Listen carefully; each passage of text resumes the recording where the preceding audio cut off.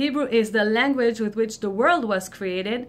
So in Hebrew, when you say coincidence, these are letters of coincidence that you see it, you see them backwards. It's mikre, and if you change the letters, you get the word of all from God. You just change the position of the letter, and from coincidence, you get all from God. And this is the basic message. Anything that happens to us is exactly what God wants to happen to us right now.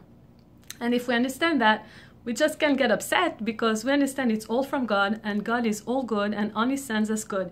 And even sometimes when something happens to us and like it's challenging or it's difficulty, that's just because God wants us to grow from that experience. And how can we grow from a painful experience? Is to connect with the same pain that other people have. There was a story I heard from Rabbi Krohn of a pilot that happened to be an emergency situation, and he had to do a perfect landing into the water. It's a true story. And he had to put all his energy in doing the perfect landing, because if the plane would go a little bit to the side, most of the passenger would be killed on the spot.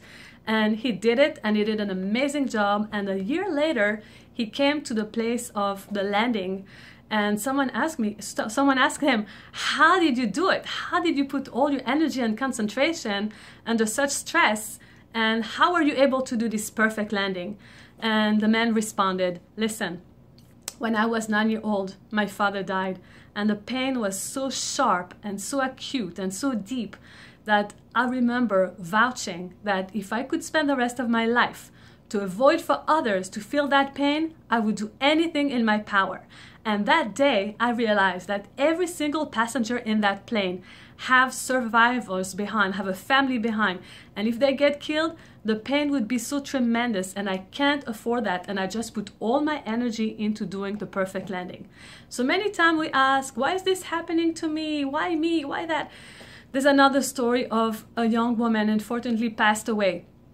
And her husband said at the funeral that when she announced to one of her children that she had stage 4 cancer, the child said, Mom, why you? And she answered, listen, when I grew up and I had a perfect family and I had a good income, my family had a good income, I never asked why me. And when I finished, graduated with honor, and I found your father and married him, I didn't ask why me. And later on, when I got pregnant right away and I had one beautiful, healthy child and another, while my friends, many of them weren't married yet, I didn't ask why me. And when your father had a wonderful job all these years, when people down the block were out of work, I didn't ask why me. And therefore now, I'm not going to ask why me. So let's not just ask why me, and just enjoy everything we have and realize that everything is from God and everything is always good. Until next time.